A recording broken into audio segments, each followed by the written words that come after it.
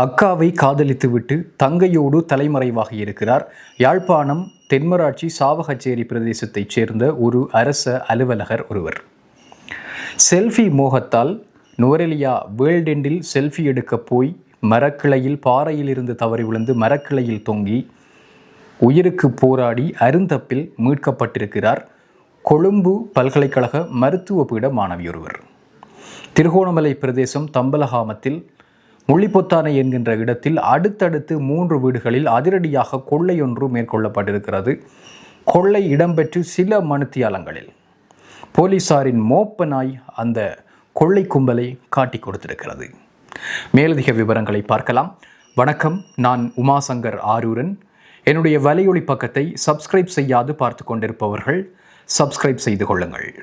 யாழ்ப்பாணத்தில் அரசு அலுவலகம் ஒன்றிலே பணிபுரிந்து வருகின்ற 32 வயதான நபர் ஒருவர் தென்மராட்சி சாவகச்சேரி பிரதேசத்தைச் சேர்ந்தவர். இவர் 2019ஆம் ஆண்டு யாழ் பல்கலைக்கழகத்தில் கல்வி கற்றுக் கொண்டிருந்த பொழுது ஏஎல் மாணவர்களுக்கு குரூப் கிளாஸ் வழங்கியிருக்கின்றார். அந்த வகுப்புகளை வழங்கிய பொழுது 17 வயது மாணவி ஒருவரோடு இவருக்கு தொடர்பு ஏற்பட்டிருக்கின்றது. அதுக்கு பிறகு அது காதல் உறவாக மலர்ந்திருக்கின்றது. அப்படி காதலித்து வந்த பெண்ணை விட்டுவிட்டு தற்பொழுது அந்த பெண்ணினுடைய தங்கையாரோடு அவர் தலைமறைவாகியதை அடுத்து இது அந்த பிரதேசத்தில் குறிப்பாக அந்த மாணவியினுடைய உறவினர்கள் மத்தியில் கடும் விசனத்தை ஏற்படுத்தி இருக்கிறது. உறவினர்கள் தற்பொழுது செய்வதறியாது குறித்த நபரையும் அந்த பெண்ணையும் தேடி வருகின்றார்கள். பெற்றோர் ஆரம்பத்தில் இந்த காதலுக்கு எதிர்ப்பு வெளியிட்டிருக்கின்றார்கள். அதாவது அந்த 17 வயதான அந்த மாணவிக்கு 17வது வயதாக இருந்த பொழுது பெற்றோர்கள் எதிர்ப்பு தெரிவித்திருக்கிறார்கள். அதேவேளை இந்த வகுப்பு எடுத்து ஏஎல் மாணவர்களுக்கு வகுப்பு எடுத்து இந்த மாணவியோடு காதல் உறவை ஏற்படுத்தி கொண்டமைக்காக தர்ம அடியும் பெற்றோரால் வழங்கப்பட்டிருக்கிறது குறித்த அந்த 32 வயதான நபருக்கு. அதற்கு பிறகு சில காலங்களுக்கு பிறகு 2 தரப்பிலும் பேச்சுவார்த்தைகள் நடத்தப்பட்டு திருமணத்திற்கு ஒப்புக்கொண்டிருக்கின்றார்கள். அதிலும் ஒரு நிபந்தனை, ஏஎல் படித்து முடித்து பல்கலைக்கு அனுமதி கிடைத்தால் பட்டம் பெற்றதன் பின்னரே திருமணம் என்கின்ற ஒரு நிபந்தனையோடு இந்த திருமணத்திற்கு ஒப்புதல் வழங்கப்பட்டிருக்கிறது. தற்போது அந்த மாணவி பல்கலைக்கழகத்தில் 3ஆம் வருடத்தில் கல்வி கற்றுக்கொண்டிருக்கின்றார். இந்த நிலையில்தான் குறித்த அந்த மாணவியை விட்டுவிட்டு குறித்த அந்த மாணவியினுடைய 21 வயதான தங்கையோடு குறித்த நபர் தலைமறைவாகி இருக்கிறார். இதனை அடுத்து மாணவியினுடைய உறவினர்கள் கொந்தளித்து போயிருக்கின்றார்கள். கொலை வெறியில் அவர்கள் தற்பொழுது அந்த மாணவியினுடைய தங்கையையும் அதேவேளை அந்த 32 வயதான நபரையும் தேடி அலைந்து வருவதாக அறிய கிடைக்கிறது. அந்த குறித்த நபரினுடைய அலுவலகத்திற்கு அரசு அலுவலகத்திற்கு 3 தடவைகள் இந்த உறவினர்கள் அவரை தாக்குவதற்காக தேடி சென்றிருக்கிறார்கள். இருப்பினும் அவர் பிடிபடவில்லை. அதேவேளை குறித்த நபர் காதலித்த அந்த மாணவியோடு அடிக்கடி மோதல் ஏற்பட்டிருந்ததாகவும் அடிக்கடி அவர்களுக்கு இடையிலே பிரச்சனைகள் வருவதாகவும் அந்த பிரச்சனைகள் குறித்து அந்த மாணவியினுடைய தங்கையோடு அவர் அடிக்கடி உரையாடி இருப்பதாகவும் அந்த மோதல்கள் குறித்து தங்கையிடம் முறைப்பாடு செய்ததாகவும் உறவினர்கள் குறிப்பிடுகின்றார்கள். இந்த நிலையில்தான் அந்த குறித்த தங்கையோடு தொடர்பு ஏற்பட்டு தற்பொழுது அவர் தங்கையோடு தலைமறைவாகி இருக்கின்றார். உறவுகளினுடைய அட்டகாசம் தாங்க முடியாமல் அந்த அரசு அலுவலகத்தினுடைய பணிப்பாளர் தற்பொழுது போலீசாரிடம் இந்த விடயத்தை முறைப்பாடாக கொண்டு செல்வதற்கு நடவடிக்கைகள் எடுத்து வருவதாகவும் அறிக்கை கிடைக்கிறது. அடுத்த செய்தி, நுவரெலியாவில் இருக்கக்கூடிய வேல்டெண்ட் பிரபலமான சுற்றுலாத்தலமாக காணப்படுகின்றது. ஹோட்டன் சமவெளி பூங்கா அந்த பிரதேசத்தை சுற்றித்தான் இந்த வேல்டெண்ட் என்கின்ற அந்த பிரபலமான மையம் அமைந்திருக்கின்றது. இந்த இடத்திலே செல்ஃபி எடுத்து கொண்டிருந்த ஒரு யுவதி தவறி விழுந்து ஒரு பெரிய பாறையிலிருந்து தவறி விழுந்து மரக்கிளையில் தொங்கிக் கொண்டிருந்த பொழுது தெய்வாதீனமாக காப்பாற்றப்பட்டிருக்கின்றார். இவர் கொழும்பு பல்கலைக்கழகத்தினுடைய மருத்துவ பீடத்திலே கல்வி கற்கின்ற ஒரு மாணவி. மருத்துவ பீடத்தைச் சேர்ந்த ஒரு குழு சுற்றுலாவுக்காக இந்த இடத்திற்கு வந்திருக்கிறது. அங்கே இருக்கின்ற ஒரு பிரதான பாறை இருக்கின்றது. அதைத்தான் பார்ப்பதற்கு வருவார்கள். அந்த பாறையில் இருந்து செல்ஃபி எடுத்திருக்கின்றார். செல்ஃபி எடுத்த பொழுது தவறி விழுந்து 50 அடி உயரத்தில் இருந்து தவறி விழுந்து மரக்கிளை ஒன்றிலே தொங்கிக் கொண்டிருக்கின்றார்.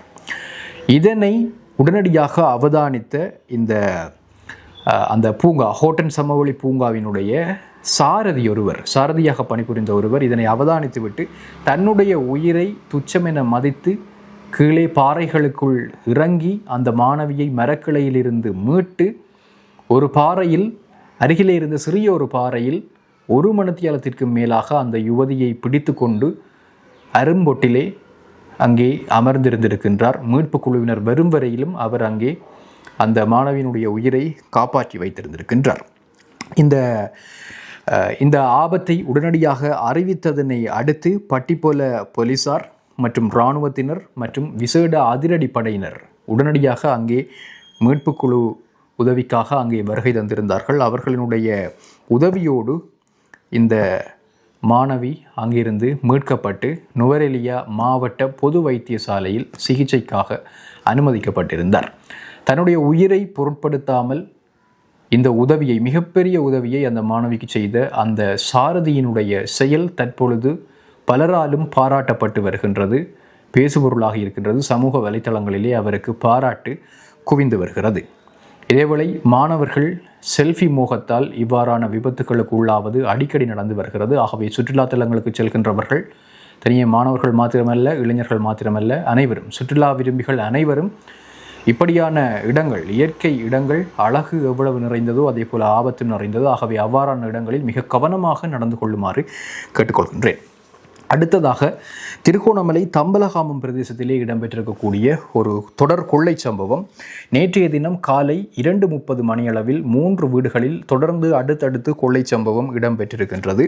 முள்ளிப்பொத்தானை என்கின்ற இடத்திலே முதல் வீட்டில் 10 பவுன் நகைகளை திருடி இருக்கின்றார்கள். 2வது வீட்டில் 70,000 ரூபாய் பணத்தை ரொக்க பணமாக திருடியிருக்கின்றார்கள்.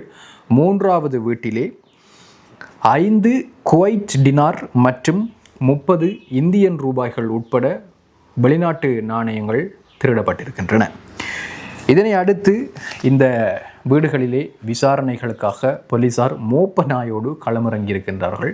குறித்த மோப்ப நாய் இந்த வீடுகளுக்குள் சென்றுவிட்டு அருகிலே இருந்த இன்னும் ஒரு வீட்டிற்குள் 2 முறை சென்றிருக்கின்றது. முதலாம் முறை இந்த கொள்ளையடிக்கப்பட்ட வீடுகளுக்குள் சென்ற மோப்ப நாய் அந்த கொள்ளையர்கள் தங்கியிருந்த வீட்டிற்குள் சென்றிருக்கின்றது. பிறகு 2வது முறையும் இங்கே வந்து சோதனைகளை மேற்கொண்ட அந்த மோப்ப நாய் மீண்டும் அதே வீட்டிற்கு சென்றிருக்கிறது. ஆகவே அங்கே 4 பேர் தங்கி இருந்திருக்கின்றார்கள். அவர்கள் தற்பொழுது கைது செய்யப்பட்டிருக்கின்றார்கள். அவர்கள்தான் இந்த கொள்ளை சம்பவத்திலே ஈடுபட்டிருக்கின்றார்கள். அவர்களில் 2 கிண்ணியா பிரதேசத்தைச் சேர்ந்தவர்கள், 2 அதே முள்ளிப்பொத்தானை கிராமத்தைச் சேர்ந்தவர்கள். ஆகவே அந்த கிராமத்தைச் சேர்ந்தவர்கள் இன்னும் ஒரு இடத்தில் இருக்கக்கூடியவர்களோடு இணைந்து இந்த கொலை சம்பவத்திலே ஈடுபட்டிருக்கின்றார்கள். ஆகவே மிகவும் கவனமாக இருங்கள். உங்களுடைய வீடுகளுக்குள் நீங்கள் பெறுமதியான பொருட்களை வைத்திருக்கிறீர்கள் என்றால் நிச்சயமாக அது உங்களுடைய இடத்திலே இருக்கக்கூடிய யாரோ சிலரால் தான் அவதானிக்கப்படும்.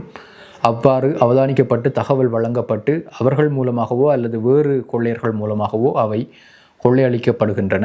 அதுதான் இந்த விடயத்திலிருந்து தெரிந்து கொள்ளக்கூடிய விடயமாக இருக்கிறது. ஆகவே வெளிநபர்கள், உங்களுக்கு நம்பிக்கையற்றவர்கள், உங்களுடைய வீடுகளை அவதானிப்பதற்கு இடம் கொடுக்காதீர்கள். உங்களிடம் இருக்கின்ற பொருட்களை பத்திரமாக பாதுகாத்து வைத்துக் கொள்ளுங்கள். மற்றும் ஒரு காணொளியில் சந்திக்கலாம். இந்த செய்திகள் தொடர்பான உங்களுடைய கருத்துக்களை பதிவு செய்யுங்கள். இந்த காணொளியை ஷேர் செய்யுங்கள், லைக் செய்யுங்கள். நன்றி நண்பர்களே.